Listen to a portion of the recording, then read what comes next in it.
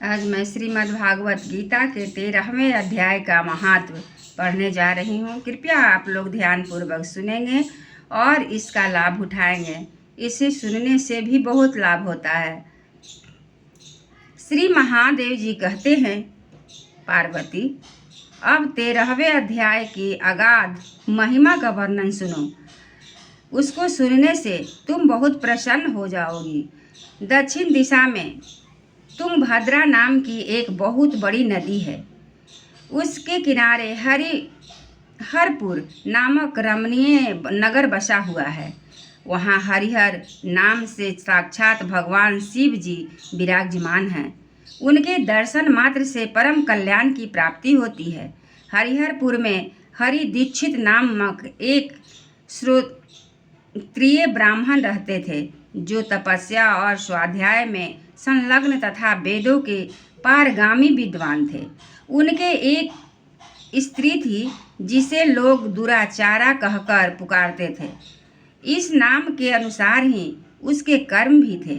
वह सदा पति को कुवाच्य कहती थी।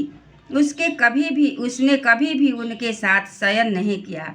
पति से संबंध रखने वाले जितने लोग घर पर आते, उन सबको डांट बताती और स्वयं कामोन्नत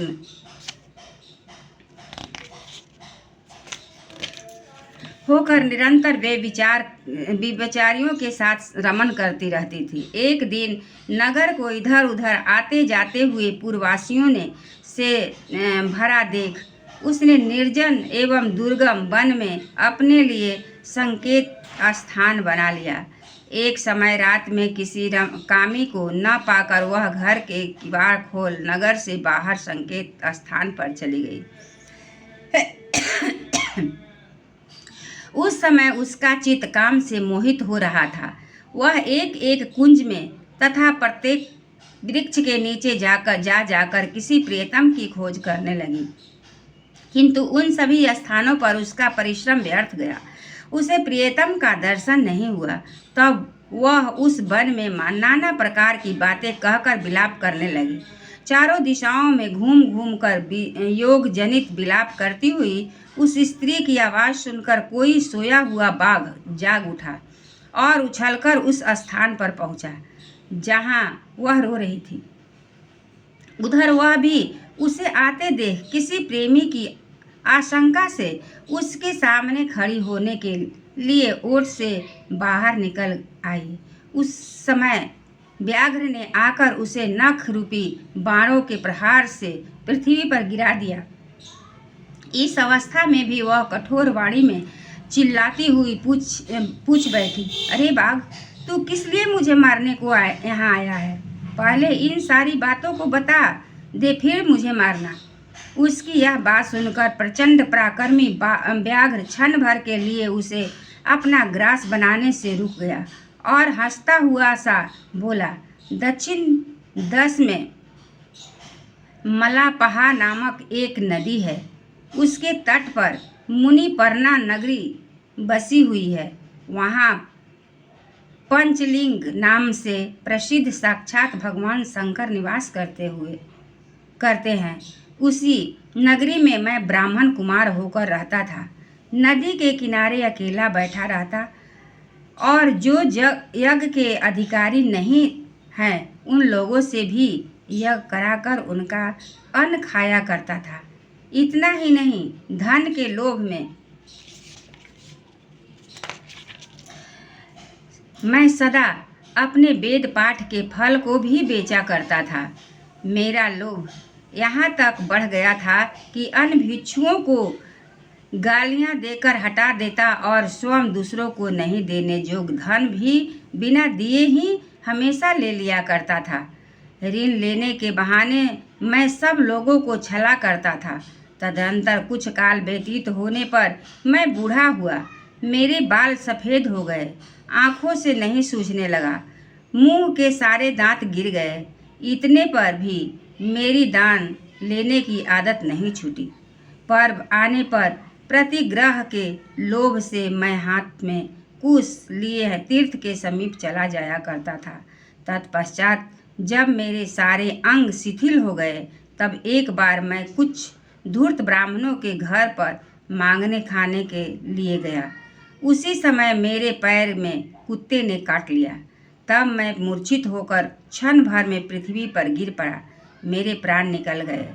उसके बाद मैं इसी व्याघ्र जोनि में उत्पन्न हुआ। तब से इस दुर्गम वन में रहता हूँ और अपने पूर्व पापों को याद करके कभी धर्मनिष्ठ परमात्मा, यति साधु पुरुष और तथा सती स्त्रियों को मैं नहीं खाता। पापी, दुराचारी तथा कुलटा स्त्रियों को ही मैं अपना भक्ष्य बनाता हूँ। अतः कुलटा होने के कारण तू अवश्य ही मेरा ग्रास बनेगी। यूं कहकर वह अपने कठोर नखों से उसके शरीर के टुकड़े टुकड़े करके खा गया।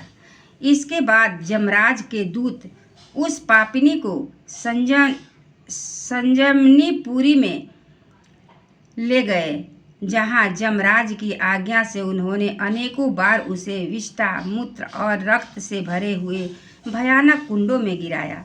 करोड़ों कल्पों तक उसमें रखने के बाद उसे वहाँ से ले आकर 100 मनवंतरों तक रौरव नरक में रखा।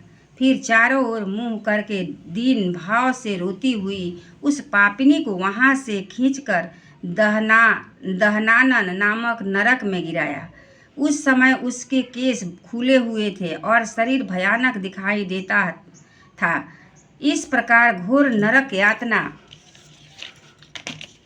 भोग चुकने पर वह महापापिनी इस लोक में आकर चांडाल जोनि में उत्पन्न हुई। चांडाल के घर में भी प्रतिदिन बढ़ती हुई वह पूर्व जन्म के अभ्यास से पूर्ववत पापों में प्रवृत्त रही। फिर उसे कोढ़ और राजक्षमा हो गया कि नेत्रों में पीड़ा होने लगी। फिर कुछ काल के पश्चात वह पुनः अपने निवास स्थान हरिहरपुर को गई, जहाँ भगवान शिव के अंतःपुर की स्वामिनी जम्भका देवी विराजमान है। वहाँ उसने वासुदेव नामक एक पवित्र ब्राह्मण का दर्शन किया, जो निरंतर गीता के 13वें अध्याय का पाठ करता रहता था। उसके मुख से गीता का पाठ सुनते ही वह चंडाल शरीर से मुक्त हो गई और दिव्य देह धारण करके स्वर्ग लोक में चली गई। एक बार बोलिए श्री कृष्ण भगवान की जय।